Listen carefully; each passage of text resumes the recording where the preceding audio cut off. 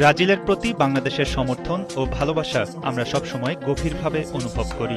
Social মিডিয়ায় এবং বিভিন্ন ইন্টারঅ্যাকশনের মাধ্যমে আপনাদের এই আবেগ আমাদের চোখে পড়ে। তাই আমি অনুরোধ করব আপনারা এভাবেই আমাদের সমর্থন দিয়ে যান। বিশ্বকাপে চ্যাম্পিয়ন হওয়ার যাত্রায় আপনাদের এই ভালোবাসা আমাদের জন্য অত্যন্ত গুরুত্বপূর্ণ। বাংলাদেশে ব্রাজিলের পাগলাটের সমর্থকদের জন্য এমন একটি বার্তা কি ঈদের উপহারের চেয়ে কম কিছু? যে দলটার জন্য এত আবেগ, এত উন্মাদনা, সেই দলটির মুখে বাংলাদেশের নাম শোনাও যেন হৃদয়ে অন্যরকম নাড়া দেয়। ভাষা, সংস্কৃতি কিংবা জীবনযাপন কোনো কিছুতেই ব্রাজিলের সঙ্গে বাংলাদেশের মিল নেই, তবুও সেলেসাওদের প্রতি বাঙালির সীমাহীন ভালোবাসা। গোলাকার একটি ফুটবলই পৃথিবীর দুই প্রান্তের এই দূরত্বকে বছরের পর বছর ধরে মুছে দিয়েছে। বিশ্বকাপ এলেই বাংলাদেশের গ্রাম থেকে শহর, অলি থেকে ছাদ, সবখানে উড়ে ব্রাজিলের হলুদ সবুজ পতাকা।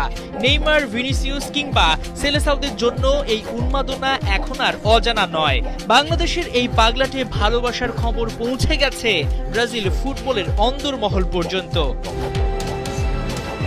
আর সেই গল্পের পেছনে যেন নীরব বার্তাবাহকের রোল প্লে করছেন শাহনুর রুমেন। প্রবাস জীবনের ব্যস্ততার মাঝেও বাংলাদেশের নাম আর দেশের ফুটবল প্রেমীদের আবেগ পৌঁছে দিচ্ছেন ব্রাজিলে। মনে আছে তো নেইমারের হাতে বাংলাদেশের লাল সবুজের জার্সি তুলে দেওয়ার সেই মুহূর্ত? শুধু সেটুকুই নয়, ব্রাজিল ফুটবল কনফেডারেশনের প্রেসিডেন্টের কাছ থেকে বাংলাদেশের জন্য শুভেচ্ছা বার্তা আনা, গ্রানজা কোমারি থেকে ব্রাজিল ফুটবলের কর্মকর্তাদের ভিডিও বার্তা সংগ্রহ করা, ব্রাজিল জাতীয় দলের কাছে বাংলাদেশের আবেগের গল্প পৌঁছে দেওয়া, সবই করছেন রুমেন। তার কাছে এগুলো শুধুই কন্টেন্ট নয়, বরং বাংলাদেশের কোটি কোটি ব্রাজিল সমর্থকের আবেগকে সেলেসাওদের সামনে তুলে ধরার এক আন্তরিক প্রয়াস। বলা যায় লাল সবুজকে ব্রাজিলের কাছে পরিচয় করিয়ে দিতে নীরব সৈনিকের মতো কাজ করে যাচ্ছেন সিলেটের এই সন্তান।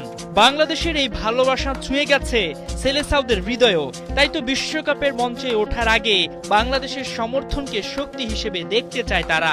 ইনস্টাগ্রামে সিবিএফ এবং ব্রাজিল জাতীয় দলকে অনুসরণ করুন। জাতীয় দলের সব খবর, ছবি, ভিডিও এবং তথ্য সেখানে পাবেন। আমরা আপনাদের